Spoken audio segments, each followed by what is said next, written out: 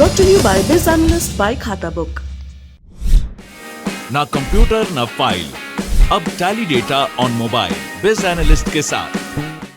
पहली सुर्खी का ताल्लुक खरगोन से है। लल्लन टॉप शो में आपने खरगोन में हुई सांप्रदायिक हिंसा और उसके बाद प्रशासन की कार्रवाई के बारे में खबरें सुनी थी। अब जाकर मालूम चला कि 10 अप्रैल को हुए फसाद में जिस शख्स की जान गई वो कौन था। फसाद के अगले दिन जब प्रशासन दंगे के आरोप में घरों को तोड़ रहा था, तब पुलिस को कपास मंडी में एक घायल शख्स मिला। अस्पताल पहुंचने से पहले इसने दम तोड़ दिया, पर पहचान नहीं हो पाई। इसके बाद शव इंदौर के महाराज यशवंतराव हॉस्पिटल भेज दिया गया। दूसरी तरफ इब्राहिश खान नाम के एक शख्स के परिवार ने खरगोन में गुमशुदगी की रिपोर्ट दर्ज कराई। इब्राहिश के परिवार का कहना था कि वो दंगे के दिन शाम 7:30 बजे आनंद नगर की मस्जिद नमाज पढ़ने गए, लेकिन लौटे नहीं। कर्फ्यू था, इसलिए 4 दिन बाद जाकर पुलिस में तहरीर दी गई। परिवार ने खरगोन के सरकारी अस्पताल के बाद यशवंतराव हॉस्पिटल के मुर्दा घर को तलाशा, पर इब्राहिश नहीं मिले।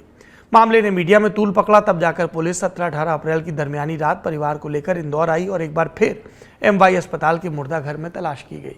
यहाँ इब्राहिश की पहचान हो गई। 28 साल के इब्राहिश अपने पीछे पत्नी और 8 महीने के बच्चे को छोड़ गए। दंगाइयों ने जहां उन पर हमला किया, वो जगह इब्राहिश के घर से 300 मीटर दूर है। इब्राहिश के परिवार का आरोप है कि गुमशुदगी की तहरीर में पुलिस ने सारी बातें दर्ज नहीं की थी। इब्राहिश पहले शख्स हैं जिनकी जान खरगोन दंगों में गई। प्रशासन पीड़ित परिवार को 4 लाख का मुआवजा देने की तैयारी कर रहा है। वैसे खबरें ये भी हैं इंडियन एक्सप्रेस अखबार के मुताबिक कि शिवराज सिंह चौहान सरकार उस महिला की क्षतिपूर्ति की भी तैयारी कर रही है जिनका प्रधानमंत्री आवास योजना के तहत घर मिला था और बुलडोजर कार्रवाई में ढा दिया गया। दूसरी सुर्खी का संबंध है असम कांग्रेस से। 17 अप्रैल को असम में कांग्रेस अध्यक्ष रहे रिपुन बोरा पार्टी छोड़कर तृणमूल कांग्रेस में चले गए। 2021 में जब असम विधानसभा चुनाव हो रहे थे, तब रिपुन बोरा पार्टी के प्रदेश अध्यक्ष थे। इन चुनावों में कांग्रेस की हार हुई। खुद बोरा भी गोहपुर सीट से हार गए। इसके बाद उन्होंने अध्यक्ष पद से इस्तीफा दिया।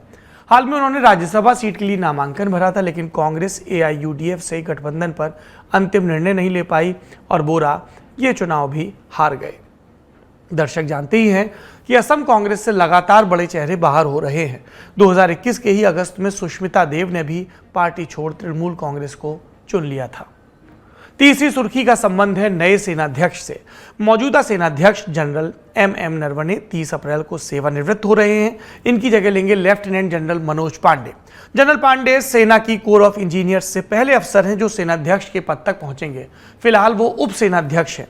जैसी कि परंपरा है, इस पद से पहले जनरल पांडे सेना की पूर्वी कमान के कमांडर थे।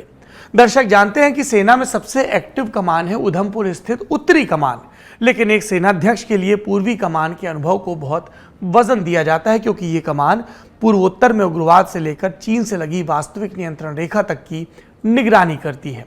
मौजूदा सेनाध्यक्ष जनरल नरवणे भी पूर्वी कमान का अनुभव लेकर ही सेना भवन आए थे। जनरल पांडे 28वें सेनाध्यक्ष होंगे और उनके सामने सबसे बड़ी चुनौती होगी वास्तविक नियंत्रण रेखा पर भारतीय हितों की रक्षा करना। आखिरी सुर्खी का संबंध है कोरोना संक्रमण से। घबराइए नहीं, धैर्य से पूरी बात सुनिए। 18 अप्रैल की सुबह 8 बजे खत्म हुई 24 घंटों के दौरान देश में 2183 नए मामले मिले और 214 लोगों की मौत दर्ज हुई। इससे पहले कि आप इन आंकड़ों से हैरान परेशान हो, ये जान लें कि 213 मौतें केरल से रिपोर्ट हुई, लेकिन वहां भी ये 24 घंटे का आंकड़ा नहीं है।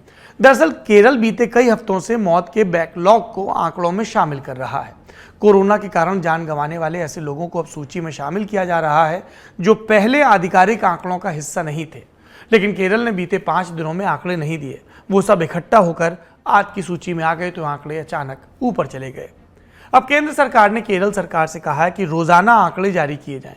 केंद्र ने सूबों से यह भी कहा है कि सीवेज सैंपल की जांच तेज की जाए। ये जरूर है कि दिल्ली जैसी कुछ जगहों पर पॉजिटिविटी रेट कुछ ऊपर गया, पर दिल्ली सरकार ने साफ किया कि इसके चलते हॉस्पिटलाइजेशन नहीं बढ़ा है। फिलहाल भारत में किसी नए वेरिएंट का पता नहीं चला है।